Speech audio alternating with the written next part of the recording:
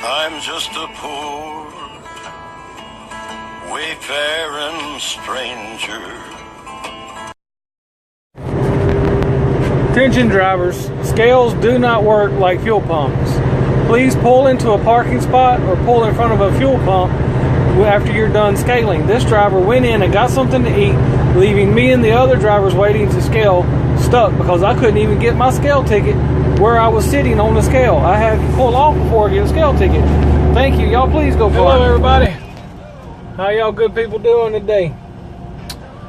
Hopefully very well. I am sitting over here in Alabama, fixing to walk over to the Burger King, grab me some supper.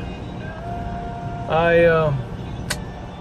had a pretty good day driving. We got 675 miles. Not as many as I wanted to, but you know, I could have got 26 more if I could have had a truck stop that would have been a little bit closer, that would have been worth a pooch. I mean, a little bit further out. This is the best one as far out as I could get.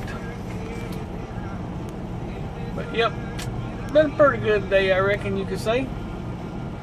I normally don't like to sleep at this one. Don't have no reason to believe it's bad, but the other two up the road, they had people breaking in trucks and stuff. But I figure I'm in a pretty good place. They got an Indian restaurant here, Burger King, Comfort Inn right across the way there. I'm right here pointing out so nobody block my way out in the morning. I'll be leaving out fairly early. Got to get over into the big A-town, Atlanta. Playing 8 o'clock traffic in the morning. Everybody loves to do that. But I'm good as long as I'm at that place by dinner. I was hoping maybe to make it home tomorrow night, but ooh, it'd be so tight I don't even know if I can. Especially if I hit any traffic. I lost a little bit of time today coming through Dallas-Fort Worth, but I went out a few extra miles and missed most of the traffic. So you gotta look at that traffic before you hit them big cities.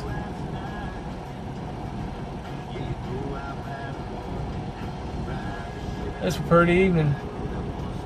It hadn't rained on me at all today. Thank God. That rain been rough. My truck's nasty. I got road grime all over this bad boy. Well, I'm gonna let y'all go. I'm gonna go in there and get me something to eat, and I will holler at you later. Burger King, 2 cheeseburgers, fry, and a drink for $3.29. I like it. Definitely competes with the Wendy's 4 for $4. Thank you, Burger King. Howdy y'all, I'm at the Loves in Moody, Alabama. Kind of a crowded little stop. It is 7 o'clock in the morning. I've been running for 2 hours. Made it through Birmingham, no big whoop, so I'm hopefully gonna get in here and get out of here with a little snack. Been a little while since I've been to this one. Like I say, it's kind of crowded. Fuel prices must be okay because they got them lined up too deep. So we will holler at y'all in a little while. Alright, good people. I am loaded up. All filled up. Tank's good. Tires is good. Lights is good. I'm fixing to get on out of here and head back toward Louisiana. Lord willing, I might even get to go see my dad tomorrow. Help him do a few things. You know, he's blind as a bat, literally. Anyway, y'all have a great day, and I will holler at you later. Look at that. I'm all latched and attached, baby. Good evening, y'all. I was just doing a little studying, and I was wanting to share a little passage with y'all, if you don't mind. It's in John chapter 4. Jesus answered and said unto her, Whosoever drinketh of this water shall thirst again. But whosoever drinketh of the water that I shall give him shall never thirst. But the water that I shall give him shall be in him as a well of water springing up into an everlasting life. And further down here, it's the first time I've noticed this, but it's very true. I mean, it's right on point, what we've always been taught. God is a spirit, and they that worship him must worship him in spirit and in truth. There's nothing physically that we can give the Lord on this planet to show him our love. But we can, through prayer, show our Father how much we love him by talking to him and coming to him from a place of love and not of fear, by helping others, loving others more than we love ourselves.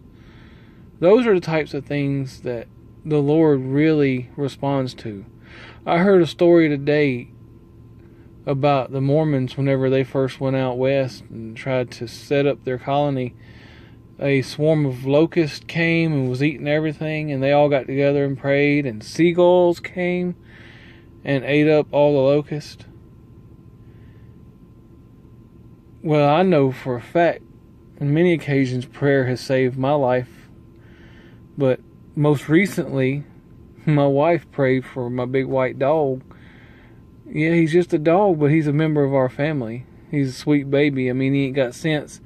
He's got about as much sense as this old cabinet, but she got out there and she prayed over that poor dog, and I tell you, within a few days he started turning around, and now he's just like a puppy again. He's just as happy-go-lucky and running around, and that's what she asked for. She asked for him to not necessarily be healed, but to be comforted and not to be in pain. And next thing you know, the Lord went above and gave her his full healing. Now, he could pass tomorrow.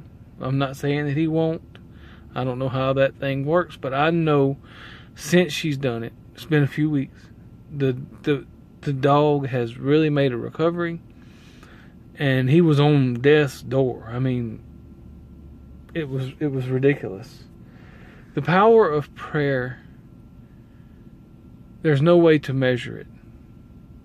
If you're in the dumps, if you're worried about your business, if you're worried about your family, sit down in a dark place or get on your knees in a dark place and open your soul to the Lord. Just let him know what you're thinking. Don't nobody else ever have to know you did it. Just get in your quiet place and talk to the Lord. Cry, scream, yell. Communicate to him however you need to communicate to him. And he will respond. It may not be the way you would like him to respond. It may not be in the time you would like him to respond. But I promise you, there will be a response. And you will know that it's from the Lord when it's that time. There's a song out there, I thank God for unanswered prayers. He's answered my prayers. A few of them he said no to, and I thank him for that, because he is much wiser than I am. I'm in a better place now than I ever could have been where I was raised. And that's another topic for another video. But I was telling a gentleman today that I am not the man that I was raised to be. And I'll explain that later on, but I just feel like sharing that with y'all tonight, that if you're going to worship our Father in heaven, worship him in spirit and in truth. Don't try to hide things.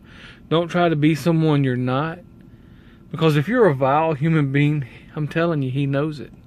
If you're a good human being, he knows it. Come to him as you are. Open yourself up as honestly and truthfully as you can. Because, you know, so many people don't even know themselves. You really need to do a soul search of yourself so that you can more honestly pray to the Lord. I could go so much further with that, but I'm going to let it go right here. And y'all have a blessed day and night, and we will holler at you later.